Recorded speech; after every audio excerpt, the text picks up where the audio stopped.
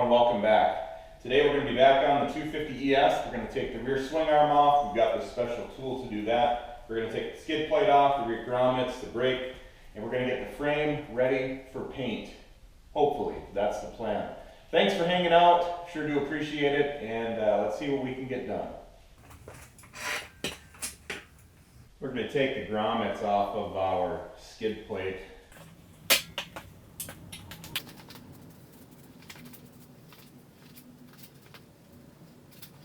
These are 14s holding the foot pegs on.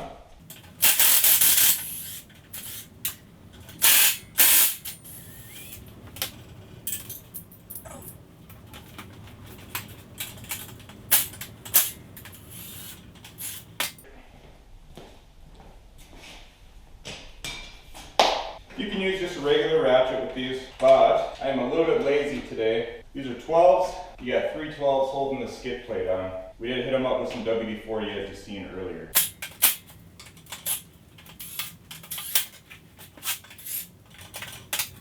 Alright, so here's our skid plate. You can see it's got the rubber grommets in here, but it is missing one of these. Looks like it fell out. So let's make sure we keep that with. This one's a little worn. I might see if we can get another one, or I might leave it, but the rest of them are all doing really good. This one just got a little piece off of it, and I think if I just pull it off just like that, the garbage, there it is, missed. It should be just fine. We'll take a look and see how much those are, how easy it is to get them. So with that said, skid plate, grommets, and bolts. Let's put those in the same spot. All right, so taking a look at this, we've got the rear swing arm. We got the drive shaft. Go ahead and pull that out. Pretty rusted up, pretty crusty, but the joints are actually good. We've got a special tool for this from H Caliber Power Sports, 17 mil socket. You've got some notches where the special tool goes right into, and you're going to be able to turn it out.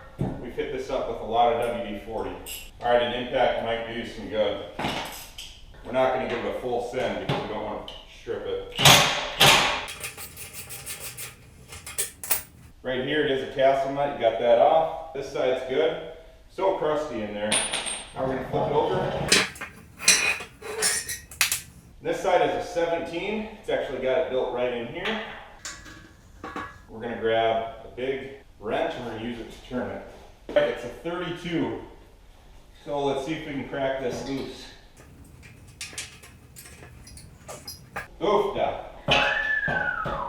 Alright, we got our 4-pound sledgehammer. There we go.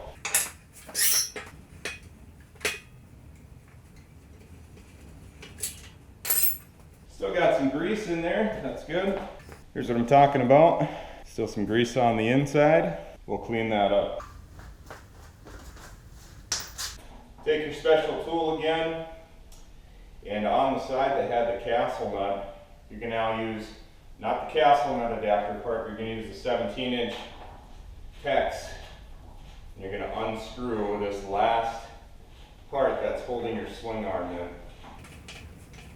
Ask me how I know, because I just found out. Clean it up. So there it is. Thankfully it looks nice and clean. The threads are all in good shape. Swing arm separation is complete. There's inside where the shaft goes. Where the rear axle goes, the diff connects up right between these two.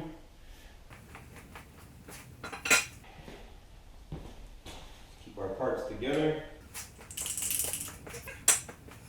Let's clean up our tools and we'll start cleaning up the frame. Moose is ready for that.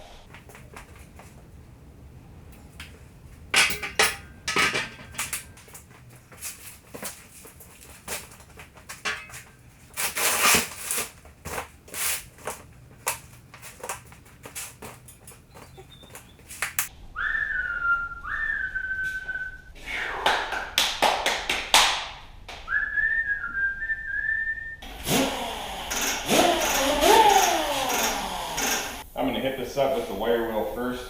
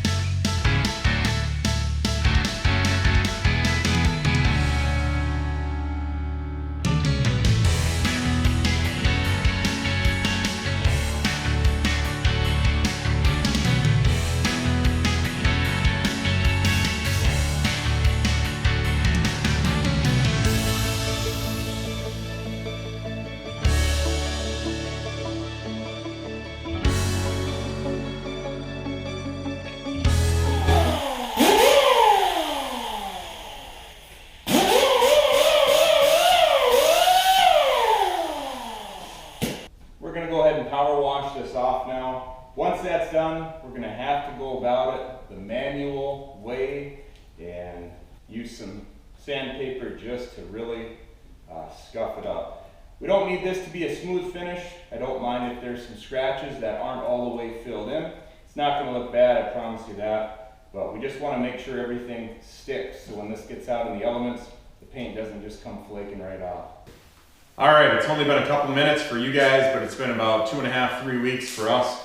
We went ahead and did the wire brush on this. When we took it outside, power washed it off. So it's all clean there. Now we're going to go ahead and sand it down. Let's get started. I'm using a 36 grit sanding pad.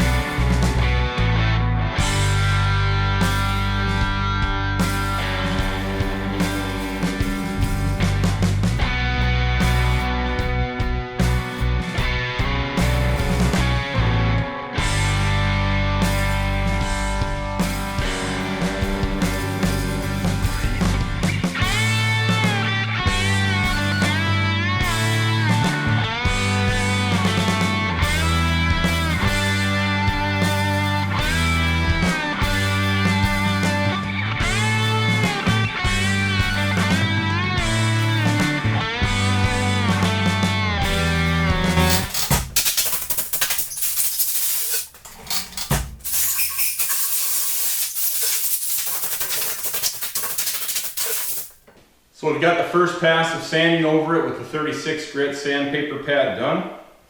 We've got our spray weight glass cleaner here to clean it up. And what we're going to do is I'm going to clean it up. We'll show you that one process. And then I'm going to go back through, identify the shiny spots, and I'm going to keep putting the elbow grease into it because I don't have a sandblaster. And that's okay. You don't need it to do the job. Would it make things a lot better? Yes. But let's go ahead and get it cleaned off, and then I'll just do the next steps of resanding it, recleaning it, resanding it, recleaning it. I'll do that off camera.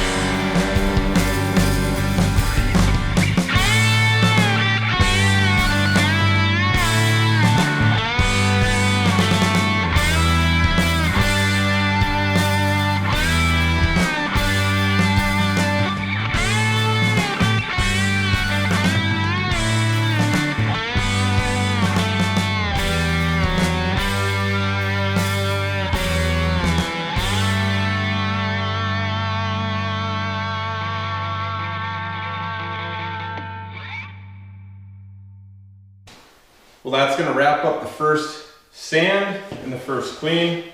Looking at it, I can tell I got most of the spots. I mean, even with using a sanding block, you can still get most of the frame on the first pass if you just sit there and don't rush through it. I've got a couple shiny spots left, but I'm going to go through over the top, find all those, dull them out, flip it over, dull those shiny spots down as well. I've also got a couple decals that I got to remove. I'm going to scuff underneath those. Just got to grab the decal remover. And then lastly, after it's cleaned, we're going to go over it one time with heavy duty stripping pads. These are from 3M, steel wool. Once that's done, clean it up probably 2 more times, and then we are ready to paint. Don't let anyone tell you you can't do this even if you don't have a sandblaster. Don't let anyone tell you that you can't paint the frame if you don't powder coat it. You can. We're going to use a black gloss black I should say, with a hardener, and it's going to work good. It's going to look nice. It's going to hold up pretty well too. So thanks for hanging out today. Go ahead and hit that subscribe button. Hang out with us again. We appreciate it. We'll talk to you next time.